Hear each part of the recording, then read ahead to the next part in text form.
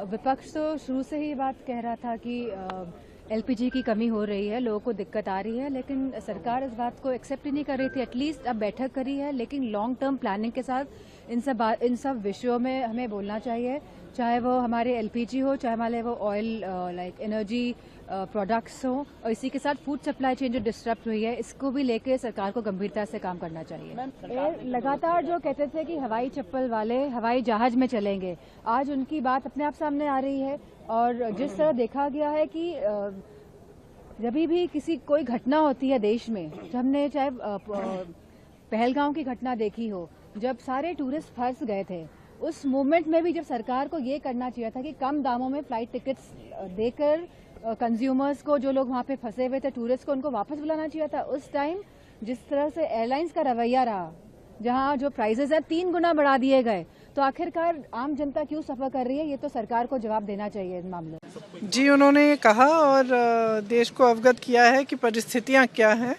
कुछ ज़्यादा नई बात नहीं कही है, लेकिन हमने जो नोटिस दिया है डिस्कशन के लिए, वो डिस्कशन होना चाहिए ताकि हम भी जवाब दे पाएँ, पूरा सबके पक्ष सामने आए। मेरे ख्याल से वो अच्छा रहेगा कि डिस्कशन हो पार्लियामेंट में। लगभग 1 महीना हो गया, अगर आप टाइमलाइन देखें 28 फरवरी से आज 23 मार्च तक, इस टाइमलाइन देखिए, डिप्लोमेसी में और इस तरह की चीजों में पहलकदमी में वक्त का बड़ा महत्व होता है। प्रधानमंत्री जी ने ज्यादा वक्त लगा दिया विपक्ष को कोसने में, पैनिक क्रिएट कर रहे हो, रूमर फैला रहे हो, और ऑयल कंपनियों के विज्ञापन देखिए। अचानक में इस देश में कैरोसिन का जिक्र होने लगा तो पैनिक नहीं फैलेगा क्या? और मेरा सिर्फ ये कहना है कि डिप्लोमेटिक कॉरिडोर में कभी कभी साइलेंस बहुत भारी पड़ जाता है। ईरान में बच्चों के स्कूल पे बॉम्बिंग हुई, बच्चे मारे गए, हम चुप देखते रहे, कंडेम तक नहीं किया। मैं समझता हूं कि समेकित दृष्टिकोण से भारत का जो एक मॉरल, हमारी जो लेगेसी है, उसके अनुरूप प्रधानमंत्री जी को अपने लोगों को स्वयं भी उस अनुरूप आचरण करना चाहिए। गैस भूल गए, कॉमर्शियल